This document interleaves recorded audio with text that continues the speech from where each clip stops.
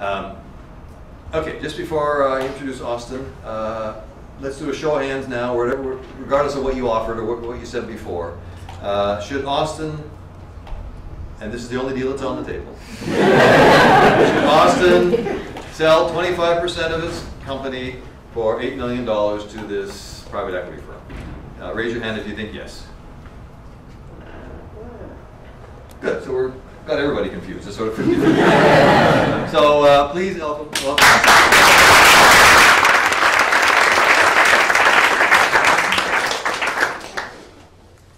Good morning. Thank you very much for the opportunity to share the computer warehouse case study with you. Before I start, I would like Ryan to say just a few words, being that he was a champion of this expedition. Ryan? Actually, I didn't really prepare any remarks, but I do want to say what a pleasure it was. I went to Nigeria. I was part of this class. I was sitting where you are 2 years ago, and I got to go to Nigeria and write this case study that you guys read. And Austin and his company were very gracious hosts. They took us. They arranged everything, which you can imagine is a little bit complicated in Lagos. And on top of that, they not only give us access everywhere within their company, but to clients. And we were able to corroborate a lot of this stuff with outside parties. So we met with the private equity fund, and they referred us to other companies that we could talk to and other people in the space. And we heard nothing like what Chidi said today was like they really do have this sterling reputation in the country. So we tried to capture as much of that as possible. So how do you build that kind of thing? And I'm actually really thrilled to be able to hear Austin tell us about it right now. So thank you very much. Thank you, Ryan. Thank you, Professor Lowe, for this unique opportunity. First and foremost, the age expectancy in Nigeria is 47, so I should be dying any time from now, being 47 myself. That's one. Secondly, there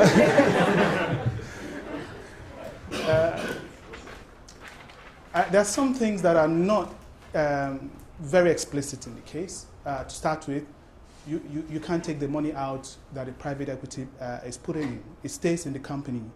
So it's for subscription, if you understand, not for sale. So that's the condition. Usually they are 5-year revolving funds, these private equity funds, and they wouldn't want you to leave before them. So they put the money in and we all turn it around. And after 5 years, usually they have the opportunity to exit first. And then, so it's not as if I could take $8 million and, I mean, $8 million?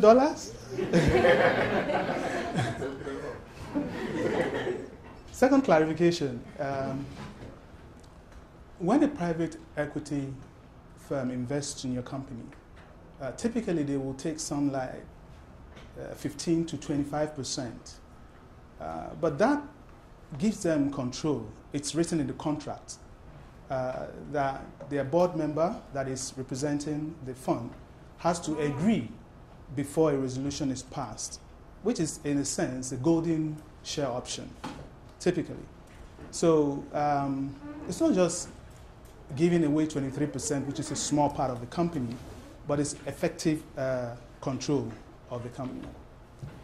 And then the last clarification was that we had received an offer before the offer of 2005, and that offer was for $2 million for 25%. At that time, that was about 2002 or so, it still looked good. It will always look good. $2 million for 25%. So to work from the answer back to the question, so that I can see a lot of tension in the air. I don't want you to explode or anything like that. We took money from a private equity firm, not this one, which was Actis. And we got $10 million for 17%, which works out to be about $16 million for 25%. So we actually got double of what was offered in 2007. Was it that we're clairvoyants? No. But the point is that we've seen the first offer that was offered at $2 million, and we went past that, and here is someone that was offering $8 million. Could it be better? Now, what you are not able to predict is the macro conditions which you are not in control of. Global meltdown. I am sure all of you remember the case of Yahoo and Microsoft. So those are factors that are way beyond what you can project. But what we decided was, whilst financial consultants measure position in terms of evaluation, as you have done, entrepreneurs measure momentum, rate of change. Is it going forward or is it going backwards? And I'm not sure there are financial models that will enable you to accurately capture momentum and put a value to momentum. So we were trying to get the true value based on measurement of momentum rather than measurement of position. So we said, okay, fine. What we would have liked to do if we had an opportunity was to go to the market via an IPO. And in that case, then there is evaluation that is done by the issuing house, and that valuation is what it is. Hopefully, it does measure momentum. Now, the private equity comes in with their own valuation team. That team is being paid by somebody. Certainly not me. So I expect that valuation will be more conservative more conservative on my part and in favor of the private equity firm. So we said, okay, fine, let's go through the motions of the IPO. And then this private equity, the one that we took, 16 million for 25%, sends to us and says, we have the document of your IPO, we would like to talk to you. So we went to talk to them, and they said, we would like you to suspend the IPO because we would like to talk to you about taking all the offer of the shares that you want to sell. And we said, okay, fine. The price per share is there, multiply it and take any amount of shares that you want, subject to what we want to sell. And they said, no, that's not the way it works. We have a team of, okay, fine. Now bring your team. But what that did for us is that we had a basis to compare what we have as our opinion of the valuation with what they came up with as their own valuation. And then we can iron out those differences and get an objective price for the valuation. So that worked very well. And that's what helped us to double the offer. So we have taken an offer from a company called Okere, and the plan was to list by the end of this year, but it won't make sense to list by introduction by the end of this year because the market is, don't forget, we're always measuring momentum. The market is in a downward momentum. No matter how well you do as a company, it's going to drag you down. It's like swimming against the tide. So it's good that we have not yet listed. We're going to wait it out, even though we're finished with the private placement and the investment from the equity company. And when the market is in an upward momentum, then we'll list. And even if you don't do that well, the momentum will drag you up. So remember, it's not position, it is momentum. Now, if we are on a downward momentum and someone comes to that offer for that Actis came with, I will sell because I can see that the momentum is on a downward slide. I was listening with keen interest with some of the conditions that you thought will hamper a business such as one in Nigeria. Some of the things that are not so obvious is receivables. If someone says, I'm going to pay you in 30 days' time, and he doesn't pay in 30 days' time, I don't know what happens in America. What do? Take him to court? You send a credit collection after him. Or you do first a credit rating, which we don't have. So that's a big problem. You don't want to take ExxonMobil to court because, again, you are not looking at transaction. You are looking at a collection of transactions over time. It's called relationship, which is very important in the business from where I come. So if you take ExxonMobil to court, maybe you're going to win a settlement, but chances are that you probably won't get any single business from ExxonMobil or from Shell or from Chevron. So do you really want to sue them to get your receivable? And I'm not sure you'll be very keen to do that. So receivable is a big one. The other thing is consistency. You know, a dollar will move against the pound by plus or minus 10%, and that's fine. In our own case, the naira might move against the dollar. I mean, the recent one was from 120 to 150. I don't know what percentage that is. But how do you plan? I mean, you have goods that are in transit that you've sold at a certain naira price. And are you going to go and say, well, because if you sell those goods at 120, when the current exchange rate is 150, you are not going to be able to replace those things which you are selling. In fact, you're already making a loss. So what then do you do? And that is one big problem that we have, is a wide fluctuation in currency.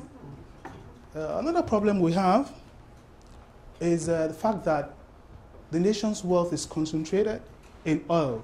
It's not like a diversified base of revenue for the country. So oil price moves, I mean, we saw 100, and we're all happy. We all made plans based on 100 per barrel of crude, and then it went to 50. How do you adjust those plans? Just before you could say Jack Robinson is now at 72. You know, so you have to hold something constant to do business. When exchange is moving, oil price is moving, it becomes very difficult to do business. So far, so good, or some questions? I was surprised to hear that the people who weren't paying their receivables were Exxon and Shell. I thought that the large internationals would be up to date in terms of that. So just to recap, you're experiencing problems collecting money from these institutions? The direct answer is yes. I mean, anybody will do what they can get away with. Right. We'll expect that people will do what is right. It's not all the time. I mean, especially when it's like the culture. They call it evergreen finance. If I owe you for 120 days instead of 30 days, if you calculate the balance 90 days, that's interest, intrinsic interest revenue that is coming to me. I don't have to borrow money for that money that I owe you. So Shell sometimes goes to 120 days. And at some point in our career, I said, okay, let's do an analysis. Yeah, it's good to have Shell as a reference, Chevron as a reference. But if you look immediately below the top big companies, the tier 2 companies are easier to do business with. And they are more profitable to do business with. So what we did was to have the tier 1 companies for references, but in terms of revenue, we focus more on doing business with the tier 2 companies. And they tend to be more loyal than the tier 1 companies. Yes? You mentioned currency fluctuations. There's a talk of the eco in the sub-region. Do you think that will change that aspect of to start with, the eco is in discussion. You know, when you practice for an opening day, the opera practices and practices and practices and continues practicing and practices and practices. You wonder when is the open day going to be. So the echo is like that orchestra. We just keep talking about it. And we are practicing and practicing. And after every 10 years, we review it to say, okay, in the next 10 years, definitely going to happen. And after that, another 10 years. So the echo is going to be, we're going to believe it when it's done, but we are not pitching any hopes on it. Yes? So how are you currently managing the FX risk? Well, this is a good question because we almost got wiped out last year. We got a purchase order from MTN. We do about $30 to $40 million a year with MTN. So we got a purchase order for about $11 million. Of course, at 120. And we brought some kits, but it takes time to put such complicated solutions together, and then to ship them down, and then to. So in the midst of all that, the Naira moved to 150. We brought in this equipment, and you have to quote in Naira because you will not be allowed to charge in dollars. So we're sitting with a difference of $11 million, and we're staring at the difference of from 120 to 150. And that was something we had not even bargained for. I mean, 5% movement, 10% movement, but this was really significant. So, what do you think we did? Why am I still standing here instead of being in jail? What did we do? Renegotiate. With who? With Sun Microsystems that we bought it from, or with MTN that is a customer? MTN. With MTN. Okay, who wants to be MTN?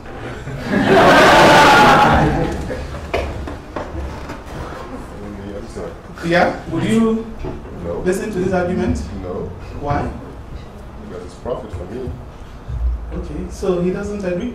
Yeah, but I think at the end of the day, MTN needs the equipment. They need to, and you're the only one who's providing. So since you're the only game in town, so you have a little bit of leverage. Okay. I'll sue you. Any agreement here we have a contract around that provision, that there was a fluctuation, the terms will modify accordingly? Very good question. And this is where you go by precedent. The Naira had been stable at 120 to $1 for the past 11 months. So nobody really thought that